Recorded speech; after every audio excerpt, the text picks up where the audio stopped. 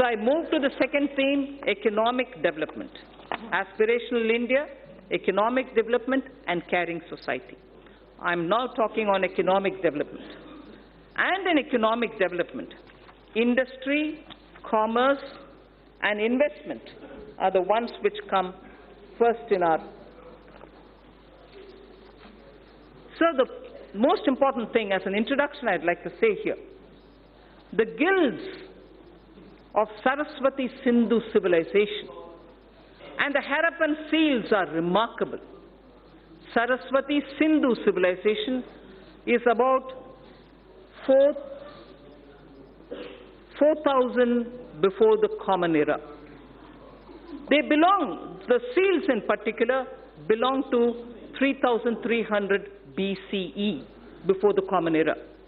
Words from the Indus script, which are all hieroglyphs, have been deciphered.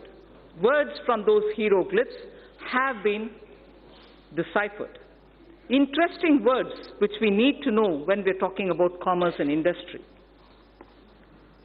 Commerce and trade-related words show how India for a millennia has been a continuing civilization with rich skills in metallurgy, rich skills in trading, and so on.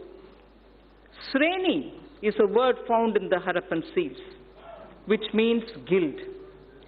Seti is a word found in the Harappan seals, which means wholesale merchant.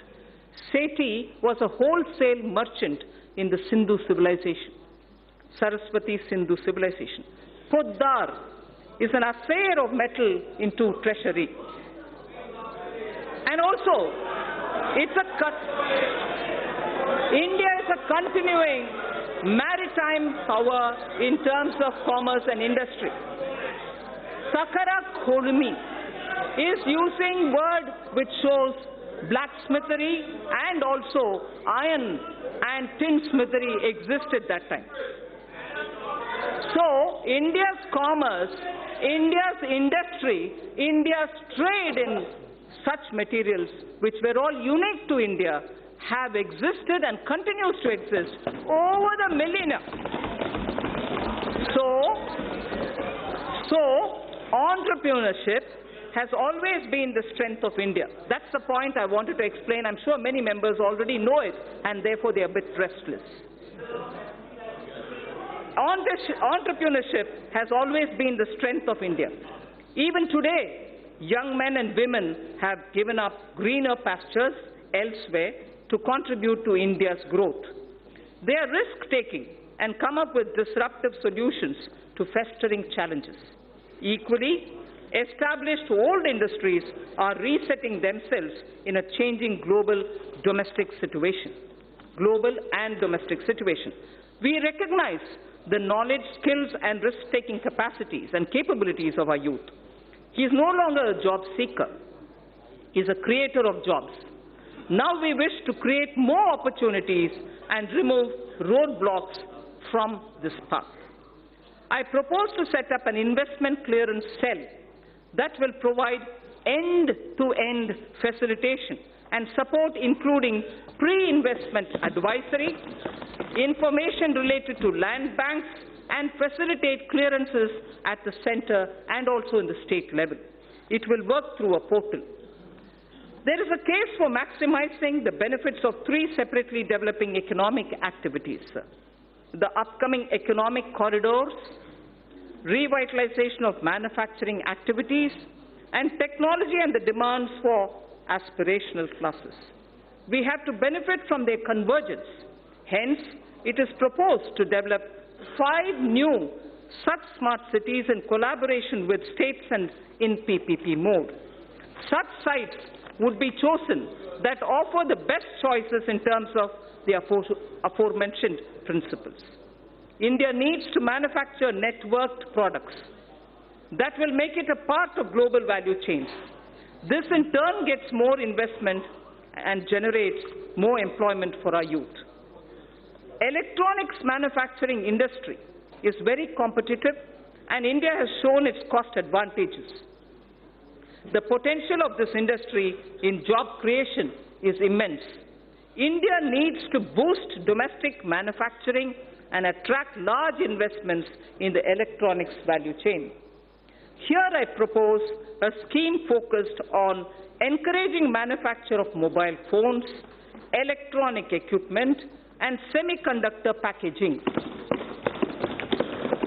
The details will be announced sooner. With suitable modifications, this scheme can be adapted for manufacturing of medical devices too. India, sir, imports significant quantity of technical textiles worth $16 billion every year. To reverse this trend and to position India as a global leader in technical textiles, a national technical textiles mission is proposed with a 4-year implementation period from 2020-21 to 23-24 at an estimated outlay of 1,480 crores. Honorable Speaker, sir,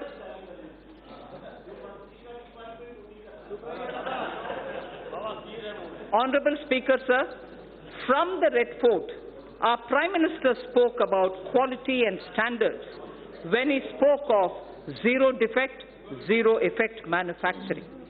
In September last year, I had called for a time-bound adoption by industry of all necessary mandatory technical standards and their effective enforcement. All ministries during the course of this year would be issuing quality standard order. So to achieve higher export credit disbursement, a new scheme, NIRVIC, is being launched, which provides for higher insurance cover, reduction in premium for small exporters, and simplified procedure for claim settlements. It is proposed to digitally refund to exporters. That was NIRVIC. I'm coming to a different point now. It is proposed to digitally refund to exporters duties and taxes levied at the center, state, and local levels, such as electricity duties, VAT, the VAT, on fuel used for transportation, which are not getting exempted or refunded under any other existing mechanism. This scheme for reversion of duties and taxes on exported products will be launched from this year itself. Honorable Speaker, it is the vision of our Prime Minister that each district should develop as an export hub.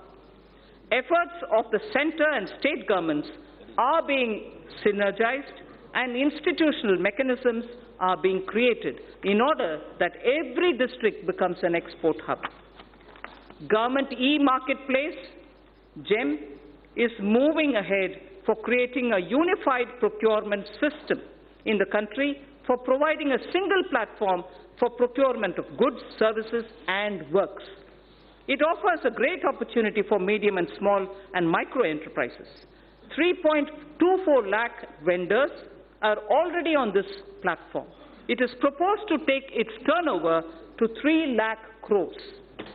I propose to provide about 27,300 crores for development and promotion of industry and commerce for the year 2020-2021. So under economic development, the second point that I want to focus on is a very important point, and it is on infrastructure. Honorable Speaker, in his Independence Day speech of 2019, the Prime Minister has highlighted that 100 lakh crores would be invested on infrastructure for the next 5 years. As a follow-up measure, I had launched the National Infrastructure Pipeline on 31st December 2019 of 103 lakh crore worth projects. It consists of more than 6,500 projects across sectors and are classified as per their size and stage of development. These new projects will include housing, safe drinking water, access to clean and affordable energy, health care for all, world-class educational institutions, modern railway stations, airports, bus terminals, metro, railway transportation, logistics and warehousing, irrigation projects, etc. The National Infrastructure Pipeline envisions improving the ease of living for each and every individual citizen in the country. It will also bring in generic and sectoral reforms in development, operation and maintenance of these infrastructure projects. A huge employment opportunity exists for India's youth in construction, operation and maintenance of infrastructure. National Skill Development Agency will give special thrust to infrastructure-focused skills and their development opportunities. I propose to set up a project preparation facility for infrastructure projects. This program would actively involve young engineers, management graduates, and economists from our universities. It is also proposed to direct all infrastructure agencies of the government to involve youth power in startups. They will help in rolling out value-added services in quality public infrastructure for citizens. A national logistics policy will soon be released. Among other things, it will clarify the role of union government, state government, and also the key regulators. It will create a single window e-logistics market and focus on generation of employment, skills, and making MSMEs competitive. So also, accelerated development of highways will be undertaken. This will include development of 2,500 kilometer access control highways, 9,000 kilometers of economic corridors, 2,000 kilometers of coastal and land port roads, and 2,000 kilometers of strategic highways. The Delhi-Mumbai Expressway and two other packages would be completed by 2023. Chennai-Bengaluru Expressway would also be started. So the fast-track mechanism encourages us towards greater commercialization of our highways so that NHAI can raise more resources. I propose to monetize at least 12 lots of highway bundles of over 6,000 kilometers before 2024.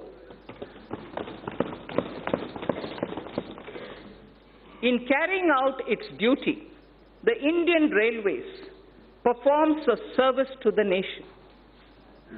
Within 100 days of assumption of this government, it has commissioned 550 Wi-Fi facilities in as many railway stations.